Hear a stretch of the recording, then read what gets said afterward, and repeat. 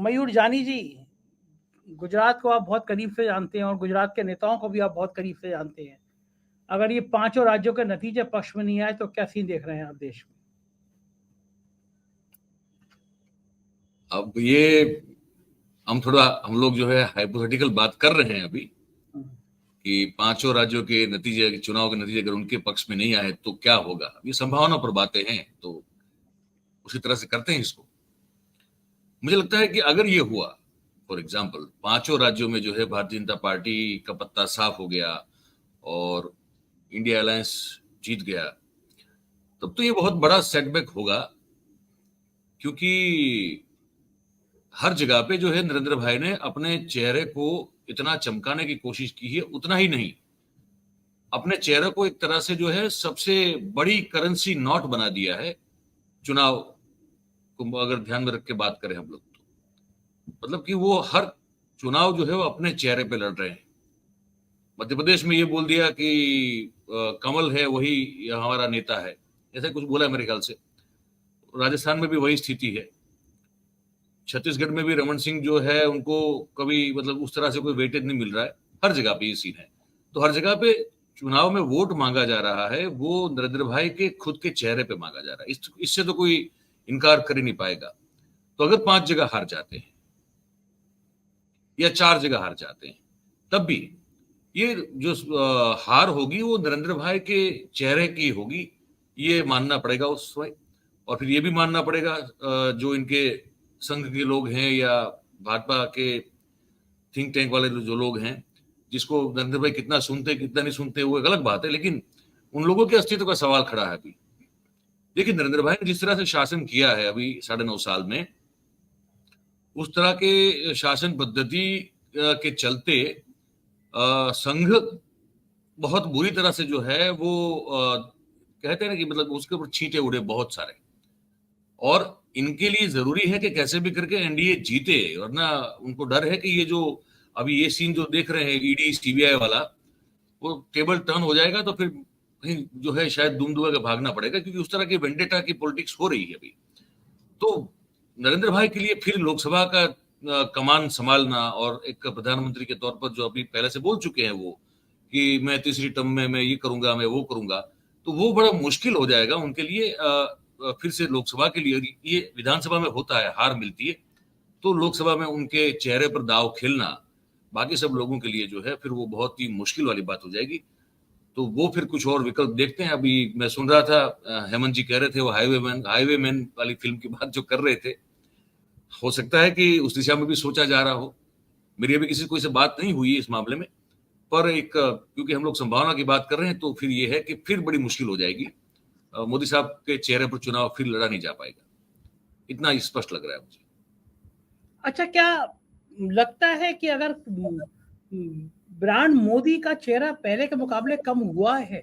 जो जो चेहरा ऐसा हुआ करता था जिसके भरोसे हम जिला पंचायत, नगर पंचायत, विधायक, लोकसभा कहीं चुना जाना हो, किसी को चुना जाना हो, अगर मोदी है तो मुमकिन है टाइप का।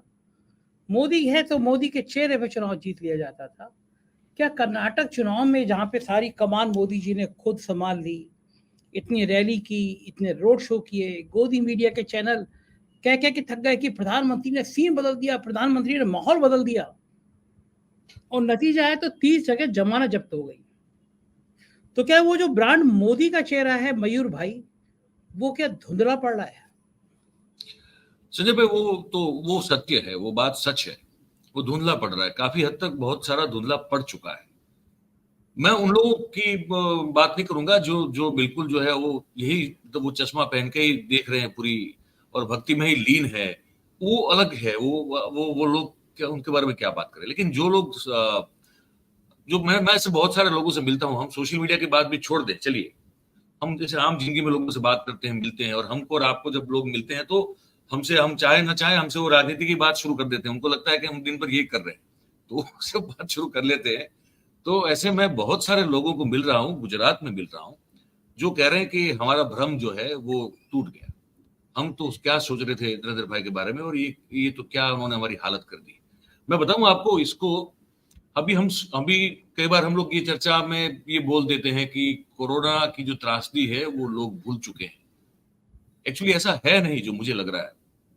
आपको ये दलील करेगा कि 156 सीटें कैसे आ गई, तो मैं वो कह चुका हूं कि मैं पूरी रूप से मानता हूं कि वो अलादीन का जिन था जिसने जिता दिया था। लेकिन लोग इसको भूले नहीं है।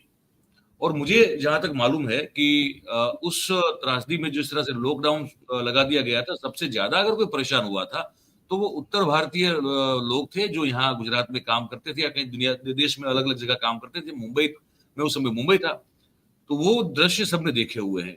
वो जो शब के मतलब जो वो कतार है शब की, वो सबने देखी हुई है। ऑक्सीजन की कमी सबने देखी हुई है।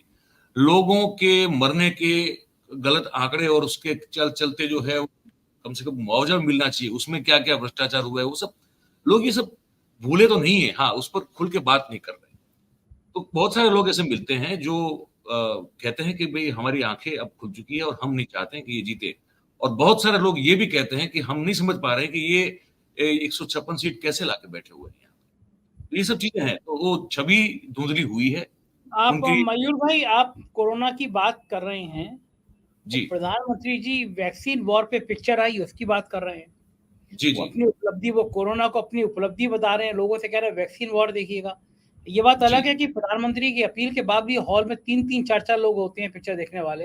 हाँ लेकिन वो वैक्सीन वॉर तो ऐसी है कि वो जो उसके निर्देशक हैं, उन्होंने सोच रखा है कि साहेब की चमचागिरी में, साहब की चरण वंदना करने में, चाहे कश्मीर फाइल बनानी पड़े, चाहे फिर वैक्सीन वॉर, हालांकि वैक्सीन वॉर बहुत बुरी तरह फ्लॉप हुई।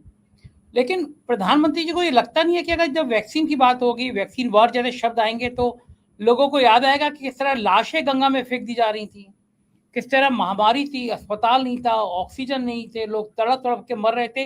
और मयूर भाई, इससे ज्यादा गंभीर बात क्या होगी कि विदेशों में रह रहे बच्चे हजारों लाखों रुपए देने को तैयार थे कि उनके माँ बाप को कहीं दफना दिया जाए, जगह नहीं है, मतलब वो आ सकते नहीं थे माँ बाप वहां। तब भी प्रधानमंत्री की हिम्मत देखिए, प्रधानमंत्री कह रहे हैं कि वैक्सीन वॉर देखकर आओ। बिल्कुल बिल्कुल। नहीं, वो जिसमें हम लोग बात करते हैं, तब मैं हमेशा कहता हूं कि प्रधानमंत्री जो हमारे हैं वो सिलेक्टिव, हर चीज में सिलेक्टिव है। उनकी मेमोरी भी सिलेक्टिव है, उनकी सोच जो है वो भी सिलेक्टिव सब्जेक्ट्स पर होती है, और उनकी जो कथनी होती है वो भी बहुत सोची समझी सिलेक्टिव बातों पे होती है। वो सब चीजें उनको ना दिखाई देती है, ना उनको सुनाई देती है, ना उनको कभी याद रहती है जो वो याद रखना नहीं चाहते या सुनना नहीं चाहते या देखना नहीं चाहते। तो ये सब जो त्रासदी जिसमें लोग पूरी तरह से परेशान हुए, वो उनके लिए याद रखने वाली बात है ही नहीं। किसानों पर जो 11 महीने बैठे किसान, 700 के आसपास लोग ने जान गंवा दी, वो उनके लिए याद रखने वाली बात है नहीं। मणिपुर में जो हो रहा है उसकी तरफ उनकी सोच ही नहीं है।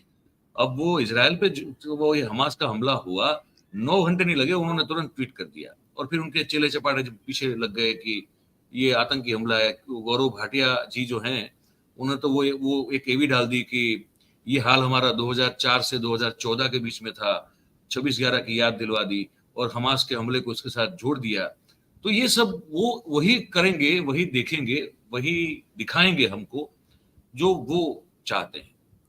तो बाकी सब जो है वो जो पैरेलल उनके लिए जो बाकी सब जो चल रहा है दुनिया में, देश में जो भी हो रहा है, वो उस तरफ देख उनको पता ही नहीं है, उनको जानना भी नहीं है उस तरफ। वो मतलब अपनी एक दुनिया अलग से बसा कर वो रखी हुई है, उसी में वो लोग जीते हैं। पैरेलल वर्ल्ड है उनका एक, उसमें जीते हैं।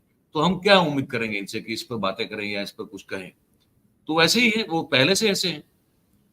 हम 2005-6 में जो बाढ़ आई थी बड़ौदा, मतलब मैंने वो रिपोर्टिंग की हुई है। मेरी हाइट जो है 6 फीट है और मेरे गले तक का पानी था। वो 3 दिन हम रहे थे बड़ौदा में, हमको पता है कैसे हमने वो किया पूरा। उसको लेकर नहीं बात हो रही थी, लेकिन कुछ अलग ही उस समय बात हो रही थी कि गुजरात का गौरव कैसे बढ़ रहा है। वो जो फंसे थे लोग, मतलब लोग बर्बाद हो गए थे उस समय। अभी ये जो उनके जन्मदिन के ऊपर नर्मदा डैम से जो पानी छोड़ा गया, भरूच अंकलेश्वर तबाह हो गया साहब। एक एक घर में 3-3 4-4 लाख रुपए का नुकसान हुआ है। और सरकार ने क्या किया, घर का सामान जो बर्बाद हो गया उसके लिए 25 रुपए की सहायता घोषित की। 25 रुपए लोगों ने मिनिस्टरों को जो है दौड़ा दौड़ा के भगा भगा के, मतलब सिर्फ मारा नहीं, इतना बाकी रखा है, बाकी इतना भगाया जब वहां पे गए। तो ये, और इनको ये सब नहीं छूता है कुछ। ठीक बात है, सांसद ठीक हमारे बात ये है। कह देते हैं, हमारे पाटन के सांसद ये कह देते हैं, वाइब्रेंट गुजरात का एक इवेंट था पाटन में, भरत सिंह डाबी साहब ये कह देते हैं कि उद्योग स्थापित करना और चलाना बहुत कठिन काम है। बोले मैं 26 बार जो है विफल प्रयत्न कर चुका हूं, 26 बार नाकाम रहा। ये एक ही उद्योग है जो मेरा ठीक से चल रहा है, वो राजनीति का है। बोले मैं सरपंच भी बढ़िया से बना, सरपंच से संसद तक का मेरा सफर जो है वो निर्विघ्न हुआ है, इस उद्योग में मुझे कोई तकलीफ नहीं हुई। ये बयान है उनका।